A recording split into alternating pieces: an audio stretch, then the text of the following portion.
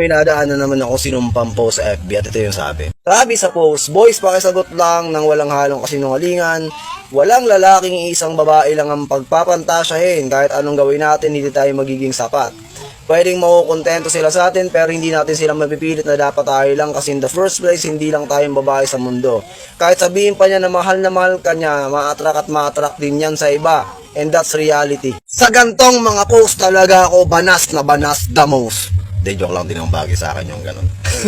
Pero sige, pag-usapan natin. Ang hindi ko lang maintindihan, bakit may mga tao na ang hilig pagmukaing masama ang lahat ng kalalakihan?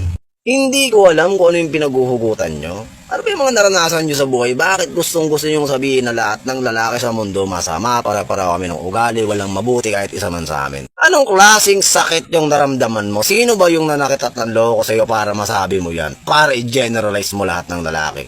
Sige, balikan natin yung post. Tapos itama natin kung anong klaseng toyo yung pumapasok sa utak ng nag-post nun.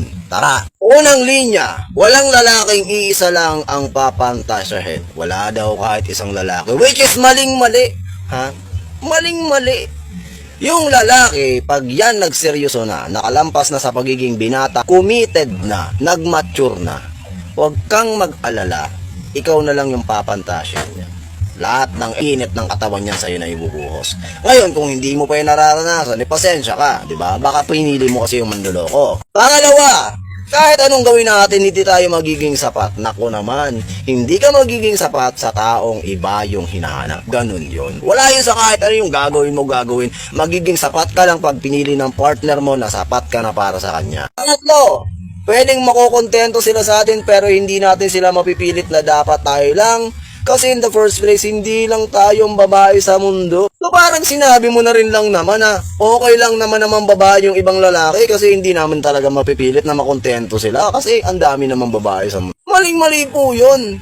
Kakasabi mo lang na pwedeng makontento tapos hindi pwedeng pilitin na kayo lang kasi ang daming babae. Ano yun? Parang makukontento yan pero maghahanap pa rin. May kontento para naghahanap ng iba.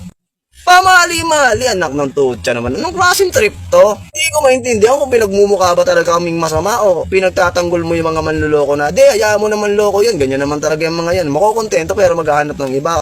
Anong ba yun? Pang-apat! Kahit sabihin pa niya na mahal ka niya, ma-attract at ma-attract pa rin yan sa iba. Ano nga ba sinasabi ko eh? Kaya nga mahal ka kasi hindi na ma-attract sa iba. Meron bang ganun? Kasi kung na-attract pa yun sa iba, hindi ka mahal nun. Ha? Baka nga hindi ka mahal nun eh. Kasi pag yung lalaki, sobrang mahal ka, hindi na yan ma-attract sa iba. Pag mature na yan, pag committed na yan, pag sa'yo na yung buong attention, hindi na yan ma-attract sa iba. O baka naman kasi nakukonfuse nyo yung nakaka-appreciate ng ganda ng iba sa na-attract. Kasi kaming mga lalaki, kahit taken kami, pag nakakita kami ng maganda, of course, ma-appreciate namin. Bakit? May mata kami. Diba? Pero hindi naman ibig sabihin na attracted na kami doon. Diba? Ang gandang tanawin, nagjo-joyride ka. Wow, ang ganda na to. Pero ibig sabihin ba noon, jojowain namin, lalandiin namin? Hindi. Diba? Na-appreciate lang namin yung kagandahan noon, pero hindi kami attracted doon. At para matapos na yung usapan, may dalawang uri ng ganda kasi. Sa mata ng mga lalaki, ganda ang na-appreciate kasi diba, pinagpala, binigyan ng kagandahan ni Lord. Tapos gandang nakaka-attract sa amin, yung ganda na gusto namin sa amin lang, mapupunta sa amin talaga. Parang, oo, ang daming magagandang babae, oo, sige na, pinagpala sila ni Lord.